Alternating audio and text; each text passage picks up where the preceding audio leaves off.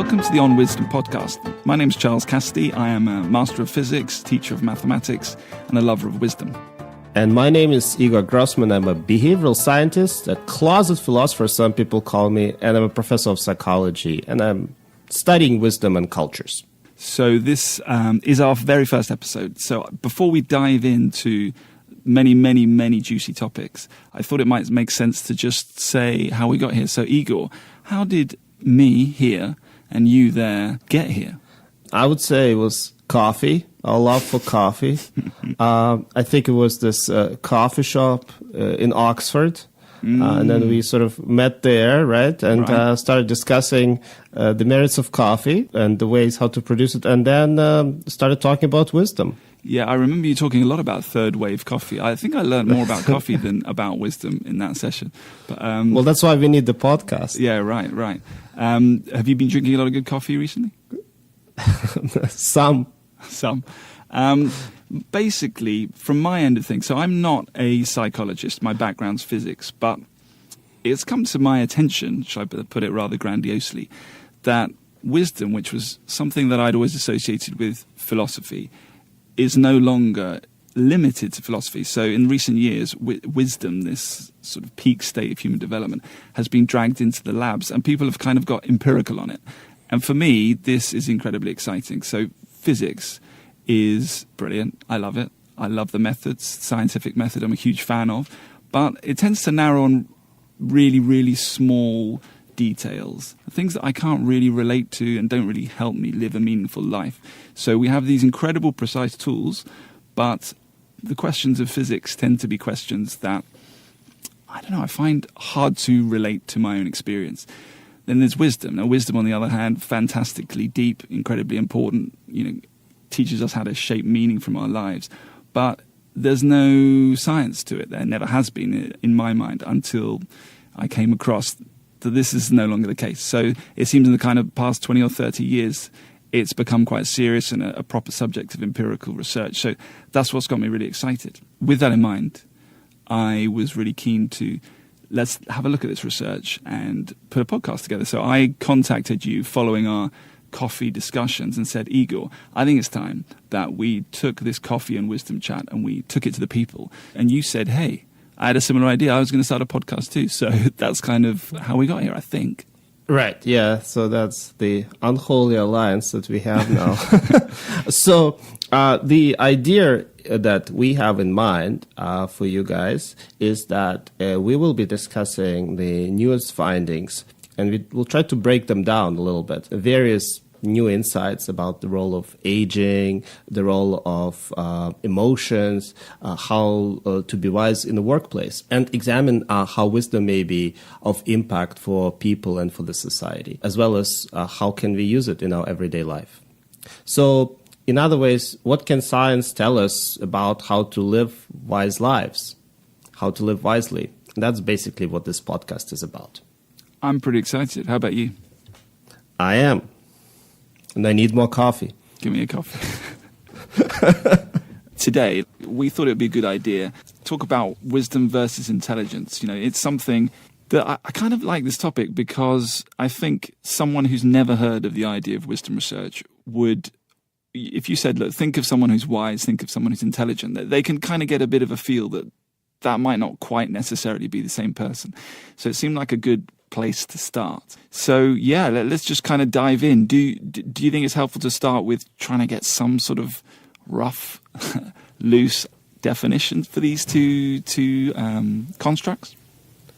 Well, I think what we may want to do first is talk about all sorts of definitions, because we could spend hours just trying to define either concept, but at least have some kind of an overview of what are the different ideas that people may be thinking about when they talk about intelligence, when they talk about wisdom.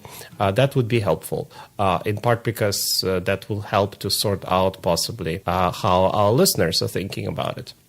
I have a definition right here, actually, which is from this classic Vivian Clayton paper.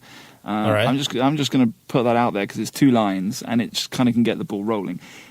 So Vivian Clayton is a researcher from 70s, 80s kind of era, and kind of a real, like, the grandmother of of the field to a certain extent. And she, from my understanding, she kind of did a big review of the sort of wisdom literature and then begun to sort of link it to psychology and sort of pushed it in the direction of the lab. I don't know if she actually did any empirical research herself. Do you know about that? No, she did. She did quite a bit of research, but it was at the very early stages. And I guess you could say it's more like proto-research. Some of it was more on the ideas of what is wisdom and how people sort of view wisdom. I think most of it was actually more along those lines. But I think at some point she decided to go in a more clinical practice direction. Right. And so stopped doing empirical work. Yeah, so do you want to hear this then? Yes, please. It says, intelligence can be defined as the ability to think logically, to conceptualize and abstract from reality. Wisdom can be defined as the ability to grasp human nature, which is paradoxical, contradictory, and subject to continual change. So that's quite an interesting place to start. Does that resonate with you? Oh, yeah, for sure. I mean, in many ways, I think it resonates with the majority of people who are working on the topic of wisdom today. Because, as you said, this is sort of a proto-idea from which everything evolved, if you want. But, of course, Clayton was also just building, in many ways, on some of the philosophical and other behavioral scientists' ideas about sort of, what is the mature thinking, what are the struggles or challenges people may be encountering over the course of their life, and the notion of paradox or uncertainty in how the life may unfold, difficulties that people may be facing at different periods of their life. All that sort of made its way into her definition. I like this this kind of distinction she makes about essentially that intelligence is fine if you have. I keep seeing this term turn up in the literature about ill-defined versus well-defined problems. So, like, if you have a well-defined problem, which are kind of like is a maths problem. I teach maths, so Right. when we give pupils or students questions, it's well-defined. All the information is there. So she says intelligence will sort of, get the job done in that context. But that's just not really that helpful in most real world sort of situated decisions that we actually face every day.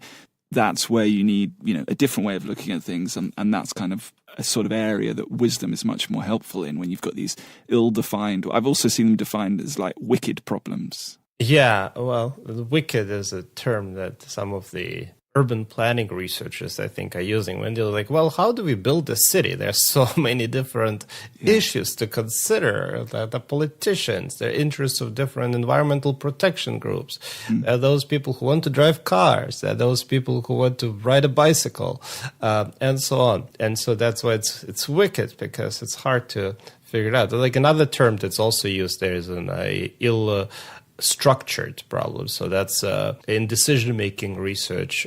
Herbert Simon talked about that, got the Nobel Prize.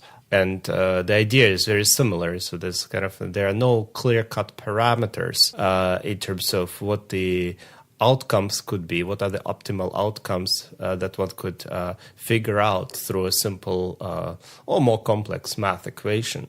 So like Nash's equilibrium may not necessarily be super helpful here because you don't know all the ingredients that would go into the equation. And so the same is true for ill-defined problems because you don't know the parameters. You have this uncertainty. You have this paradox, as Clayton was saying, that it becomes tricky to sort of use simple, rational logic, so to say. Yeah.